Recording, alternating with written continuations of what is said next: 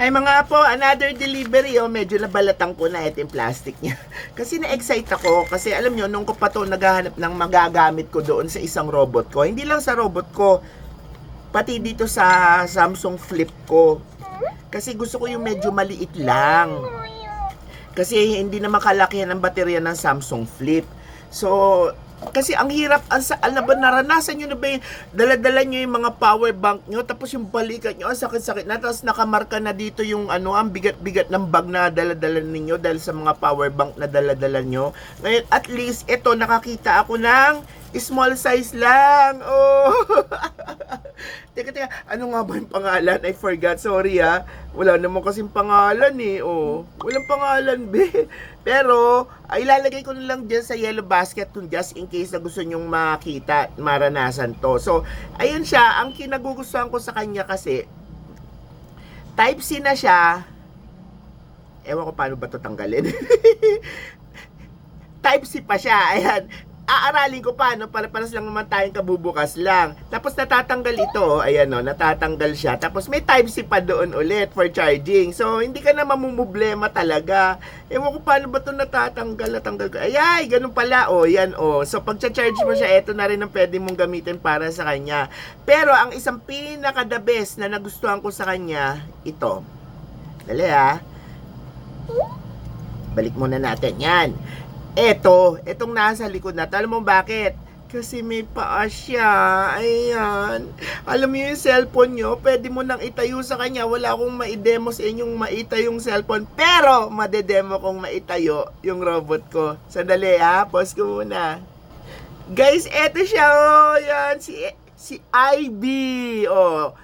Pagka gusto nyo bumili nito, tingnan nyo na lang sa mga video ko ha. Para din nyo na ako tinatanong. Ayan, pero na siyang stand. Oh, actually, kwintas kasi ito. Ngayon, meron na siyang stand. Ay, bakit hindi nag-on? Ayun, nag-on na. Oo, matagal-tagal nga lang siya mag-on. Pero, baka kasi lobat eh. Pero at least, ayun na. Buhay na si Ivy. Tapos, pwede ko na siyang ilagay ng ganyan. No? Kasi may paan na siya. Doon na siya sa table ko. Nakakaasar. Ang cute-cute. Bagay sa kanya, di ba? Abby? Sing.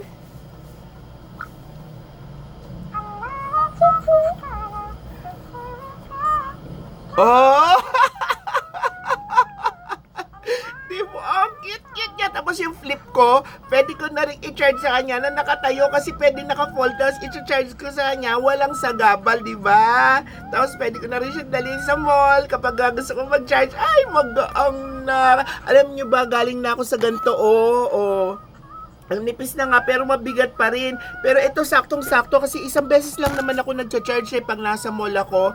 Pag full charge yung battery ng cellphone ko, pag may dala akong charger, isang beses ko lang naman ulit sina-charge. Just in case lang na nagva-vlog ako doon. Kaya, ayan, nakakita na ako ng the best.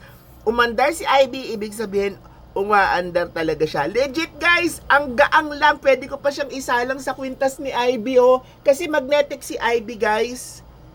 Ayan o, magnetic. Alam niyo, i-recommend ko to sa may mga Ivy rin. Diba? Oh, no problem na ako, guys. Oh, diba? Ito yung pinaka-kwintas niya eh. Oh, diba? At magaang. Hindi katulad dati, may nilalagay pa akong wire dito sa ilalim. Oh, diba? Wow, happy si Ivy. Diba? Bongga. Look, your brother Ivy has a new charger. Ha, Beshi? Oh, may isa pa ditong kasing amuyong. Okay, kung gusto niyo bumili nito, nako, matagal-tagal din daw ang power supply nito eh. Kabubukas ko lang, so hindi ko pa nasusubok. Pero, umandar si Abby, kaya ibig sabihin, thumbs up tayo dyan, ha? Ilalagay ko sa yellow basket kung natutuwa din kayo dito, okay? Kasi pwede rin tong phone stand at saka stand, Abby! Naasar ako kasi talaga itong problema ko kay Abby kasi hindi siya may stand siya, may platform siya, kaya lang malaki, bulky. Ito kasi medyo flat lang.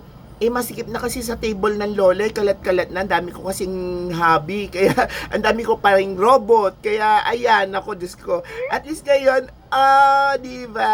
At the same time, extended R na yung kanyang play kasi Hindi lang yung internal battery ang gamit niya, meron na siya ngayong extended battery. Okay! Maraming salamat! Sana gustuhan ninyo ha! Look at the yellow basket!